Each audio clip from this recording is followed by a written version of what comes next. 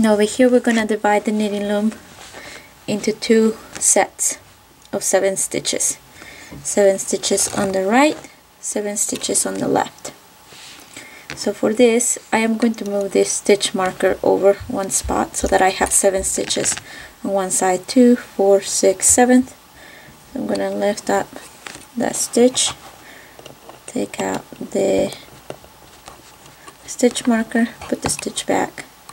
I'm gonna move the stitch marker one spot over. There we go. I'll do the same to the other side. Perfect. Here we go. Now the working yarn is coming out from this side, so I'm gonna work on this side first, and I'm going to work from this peg to the stitch marker, to the first stitch marker right here. And I'm just simply going to wrap it as normal for the stockinette stitch, stopping and turning back at this peg right here. So I'm gonna wrap. I have reached the peg with the stitch marker, and I'm gonna just turn back and wrap in the opposite direction. As you can see, only half of the stitches have 2 loops. The other half does not have 2 loops. It only has 1 loop. So we're going to ignore this half. We're going to make believe that it's not there. And now we're just going to work on this half right here. So first, again, I'm going to knit from the midpoint to the left and then to the right. There we go.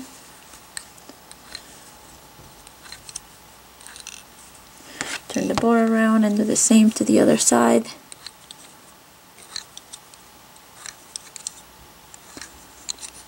Oh, I lost that stitch. There we go.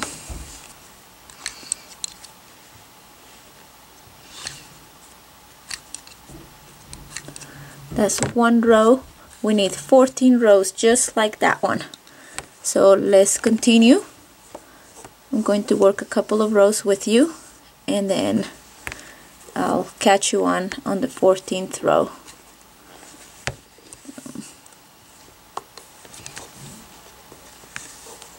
There we go. This is my 2nd row.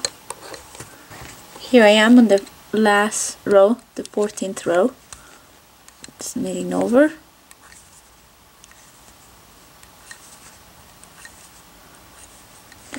About doing the same to the other side.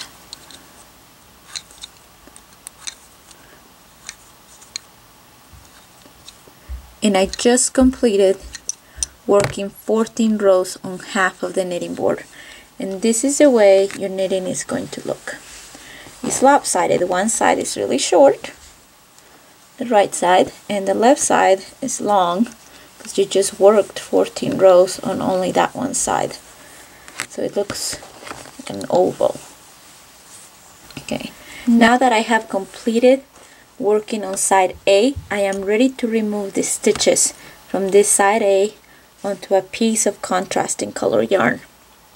And for this you're going to need a tapestry needle or a yarn needle. Simply thread it through, thread that contrasting yarn through. Perfect. Now that you have it on, you are going to remove the sets of the stitches, one side first and then the other side onto a piece of scrap yarn, one side into a second piece of scrap yarn, the other side. So first we are going to, I like to just grab my knitting tool and I put it on, I put that stitch on the tapestry needle, 2, 3, 4, and I slide it through. The stitches stay on that working yarn, on that contrasting color yarn, scrap yarn. 6, and then the last one, 7. Perfect. So I have 7 stitches on that yarn. I'm gonna remove the tapestry needle. If you want to, I didn't need to, but if you want to secure your stitches, you can put a little knot on that contrasting color yarn, but I really didn't need it, so I don't think it's necessary, but if you want to, you can put a little knot to secure them. Now we need to do the same to the other side, to the other set of stitches. Again, on side A, you have your tapestry needle, thread it through, and then we'll remove them. Thread it through. Perfect. Okay, we're going to use, see if I can get a close-up for you. I'm going to use my knitting tool, put the stitch on the tapestry needle, second, third, fourth, pass the stitches through this scrap yarn, continue on, 5, 6, 7. Now notice the last stitch that I just removed has a little yarn tail. If you want to, just tighten it a little bit, then pass the scrap yarn through all the stitches, grabbing hold of both tail ends of that scrap yarn. You can leave them like that, like I mentioned before, or you can make a little knot just to make sure that your stitches don't go anywhere. Now side A has been secured, and now those side A is empty. Let it flop through the inside, and now we're going to work on side B. Now I am ready to begin working on side B, and I have my working yarn with me. I also have a crochet hook so that I can hook this working yarn onto these stitches. So with my crochet hook, I pass it through those strands from the first stitch. I'm gonna make a loop, leaving about a 6-inch tail on my working yarn. Just making a little loop, just like that. Hook it to your crochet hook. Pass it through. Pass the yarn tail. Good job. And just let it sit right there. That's the beauty of the knitting board. You can just attach yarns just like this, and then the tail ends will end up sandwiched between the knitting. Okay, now we're ready to begin working again. With that working yarn, go to the bottom first peg, wrap it, and then go on in the stockinette stitch on those 7 pegs. About without getting it tangled. Perfect. Now that we're there, we are ready to knit. You can go to the middle, knit to the left, again go back to the middle, knit to the right.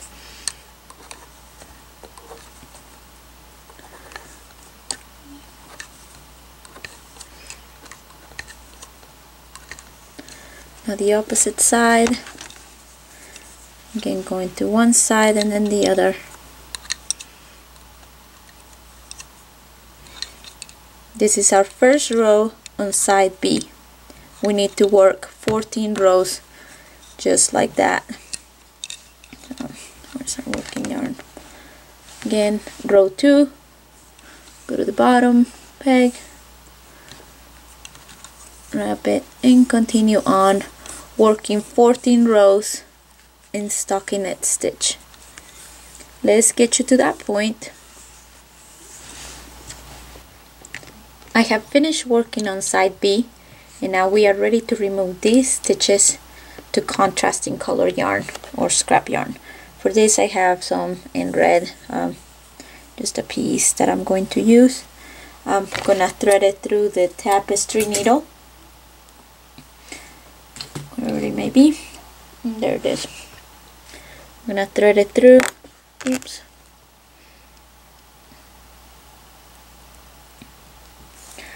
It is. Once it's threaded through, I am going to pass the stitches that are on the knitting loom onto the tapestry needle, just like I did the last time. I'm going to pick up the first one, put it on that needle, second,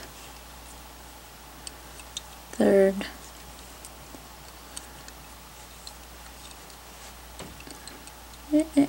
what am I doing? third. Well, then I'm losing my tapestry needle. I got it caught on that first peg. There we go. Fourth, fifth. Now I'm gonna slide the stitches onto the scrap yarn, passing the last ones, 5, 6, and 7. There we go. Once they're on the scrap yarn, I am going to remove the tapestry needle, just sliding it off.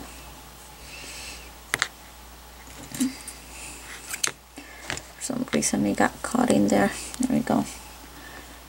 Again, like last time, if you want to make a little knot, you may want to do that, but I'm not going to on this side. I'm just going to leave them like that to show you that the stitches really don't go anywhere. And I'm going to do the same to the opposite side.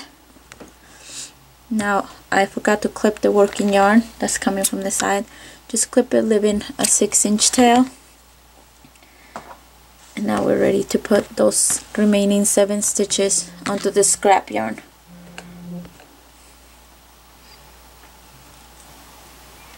I'm sorry, I had to stop. One of my neighbors called. She was needing some yarn for her daughter. So here I am, I'm threading the tapestry needle.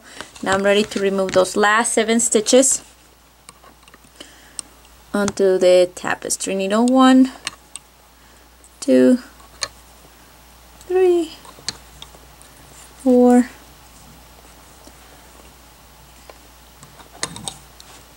6, 5. Gosh, I can't even count. 6 and 7. There we go. The stitches are on the scrap yarn. Now, if you don't want to use scrap yarn, you can also use a stitch holder that looks like this. Just use them that are shorter. This one's too long, so I couldn't use them, but they have some that are a little shorter. If you have 4 of them, you can use that instead of scrap yarn. But if you don't have this, the scrap yarn works just fine. So here we have side B. It's right there. Now side A is over here.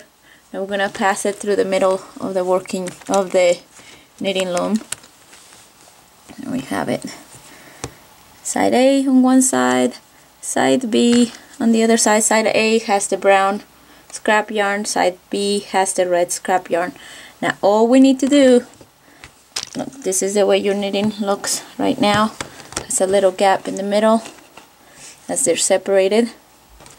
Now what we're gonna do is cross side B over to side A and side A over to side B. And it doesn't really matter which way you want to go, if you want to have side A over here and side B on the back, or side B on the back, and because the headband is reversible, so either way will work. So for this case, just grab the scrap yarns by the little ears, like 2 little ears, and just cross them just like that. Now you have side A right here, the brown scrap yarn where side B used to be, and side B on side A. Slide them down, slide them down, tug on that working yarn, tug on that knitting down below, and then I'll show you how to put the stitches back on the knitting loom.